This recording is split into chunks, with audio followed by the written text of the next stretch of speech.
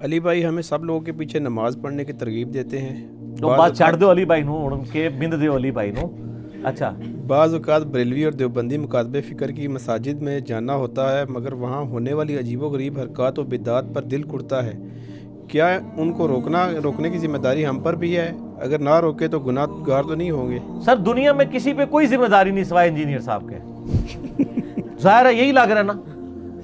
نجی محفلوں میں ان علماء کو ملو تو یہ ایسی ایسی باتیں کرتے ہیں. ان کو کوئی یار ممبر پہ آ کے لوگوں کو بتاؤ, کہتے ہیں نہیں یار لوگ ہی کہن گے, ساڑھے اپنے لوگ خلاف ہو جائیں گے.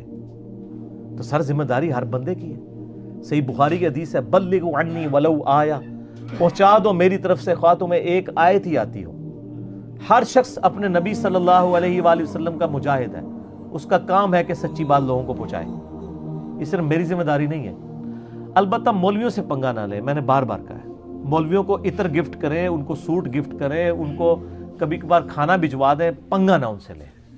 اس کی وجہ یہ ہے کہ ان کے پاس ممبر ہے اور ممبر پہ چڑھ جائیں گے اور آپ کی دعوت روک دیں گے.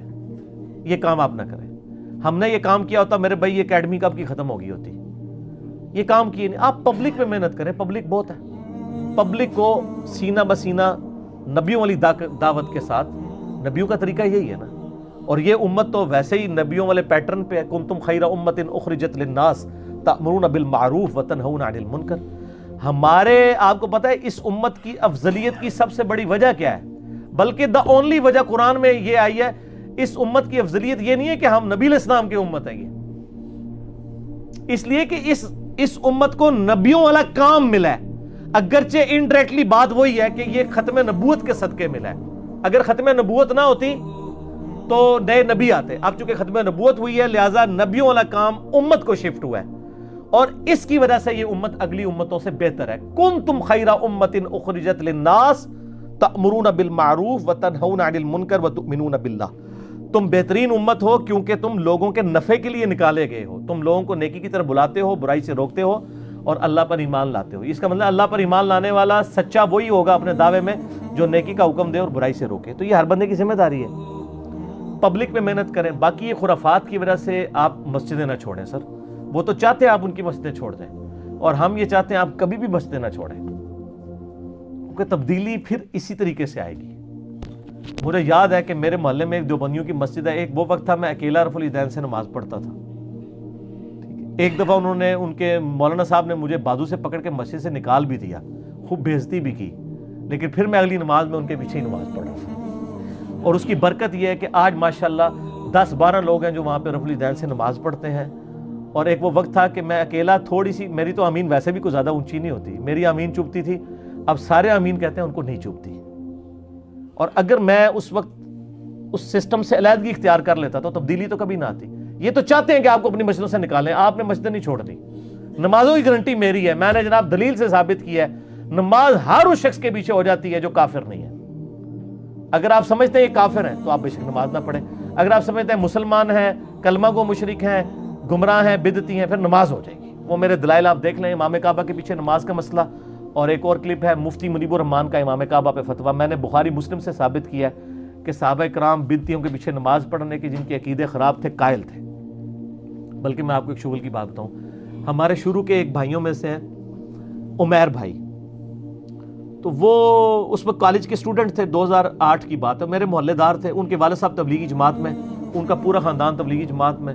تو وہ اپنی دوستی یاری میں نا اپنے باقی دوستوں کے ساتھ میرے درس میں آتے تھے. آہستہ آہستہ انہوں نے رفع الیدین شروع کیا تو تھرتھلی پہ گئی. ان کے بڑے بھائی آ گئے میرے پاس, اور لیکن ظاہر ایک عزت کا, رسپیکٹ کا رشتہ تو تھا ہمارا آپس میں, یعنی محلے داری کی وجہ سے. تو وہ آ کے چپ کر کے نا سننے لگے کہ ایک کس طرح میرے پرانوں انہیں گمراہ کیتا ہے. لیکن 2 ہی درس گزرے سن وہ بھی گمراہ ہو گئے. اچھا وہ گمراہ ہوئے, اور اب وہ ظاہر تبلیغی جماعت کے ساتھ اٹیچ تھے, مجھ سے بڑے عمر میں 8-10 سال بڑے. تو اب وہ مسجد میں گئے تو اب ظاہر ہے وہ تھوڑی سی ساؤنڈ پارٹی ہے, اور مولوی جو ہے ساؤنڈ پارٹی جیسے چندے آتے ہوں یا تھوڑا وہ ان سے ذرا طریقے سے ہی بات کرتے ہیں. آپ پتہ ہے نا مولویوں کی تو پورا دین ہی یہی ہوتا ہے نا کہ چندہ بند نہ ہو, کوئی بڑا بندہ ناراض نہ ہو, اللہ رسول ہو جائے خیر ہے, انہوں تو پھر بنا لیں گے, کچھ بھی ہے تیرے محبوب کی امت سے. اچھا اب وہ ان کو آج پہلے تو پیار سے سمجھاتے رہے جی تسی کہڑے پاسے لگ چکے دیکھو تواڈے ابا جی اے سن تواڈے دادا جی اے سن تسی کہڑے پاسے لگ گئے. انہوں نے کہا جی میں ابے دا کلمہ نہیں پڑھیا نہ دادے دا پڑھیا ہے, میں نے نبی علیہ السلام کا کلمہ پڑھا ہے. اور پردادا تے تہاڈا بھی ہو سکتا ہے ہندو ہی ہوئے پچھوں, تو تسی ہندو مرو گے. وہ قرآن و حدیث کی بات کریں. حجۃ الوداع پہ نبی علیہ السلام نے قرآن اور حدیث سنت چھوڑی ہے, اور غدیر خم پہ قرآن اور اہل بیت بزرگ بابے تو نہیں چھوڑے. اچھا وہ پھر مجھے خود سنانے لگے, کہتے ہیں جی وہ, میں نے کہا جی آپ نے خاموشی اختیار کرنی ہے. کرتے کرتے کرتے ایک دن وہ کہیں جنازے پہ گئے ہوئے تھے, تو وہاں پہ واپسی پہ مولانا صاحب کے پیچھے انہوں نے جنازہ بھی پڑھا. انہوں نے دیکھا یار تسی ساڈی جان چھڈ کیوں نہیں دے. ٹھیک ہے, ایک پاسے سانو گمراہ سمجھ دیو, دوے پاسے ساڈے پیچھے نمازاں پڑھ دیو. تو انہوں نے ظاہر ہے کہ آپ کو پتہ ہے پھر جو یہاں پہ بیٹھتا ہے اس کے پاس پھکیاں تو ہوتی ہیں نا. انہوں نے کہا جی ہمارا مسئلہ یہ ہے کہ عبداللہ بن عمر کے بارے میں سنن الکبریٰ البیہقی میں آتا ہے کہ وہ کہتے ہیں جب تک خوارج کی مسجدوں سے حی علی الصلاح حی علی الفلاح کی آواز آئے گی, ہم ان کی اذانوں کا جواب بھی دیں گے, ان کے پیچھے نماز بھی پڑھیں گے.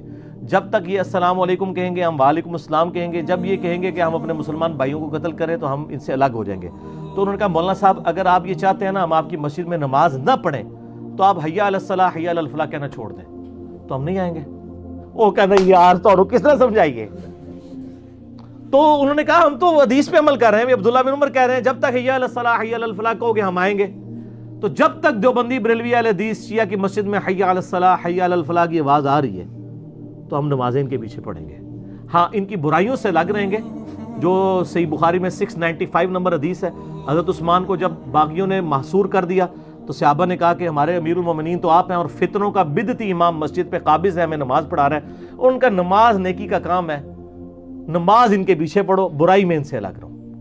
ٹھیک ہے, تو کم از کم بریلوی دیوبندی اہل حدیث شیعہ جو ہیں یہ کوئی قاتلین عثمان تو نہیں ہے نا, ان سے تو بہتر ہی ہے نا, تو ان کے پیچھے بھی نماز ہو جائے گی. حضرت عثمان کا فتویٰ ہے, ہم تو امیر المومنین کے فتوے کے پیچھے چل رہے ہیں. ٹھیک ہے, تو بس خرافات دیکھیں, پازیٹیولی چیزوں کو ہائی لائٹ کریں. مولویوں کے سامنے نہیں, مولوی بیانڈ ریپیئر ہے سر. مولوی تو 4 نہیں 5 تکبیراں پڑھ لو, 5 بھی ثابت رہے نا مسلم شریف میں. نبی علیہ السلام نے ایک جنازے پہ 5 بھی پڑھی سی.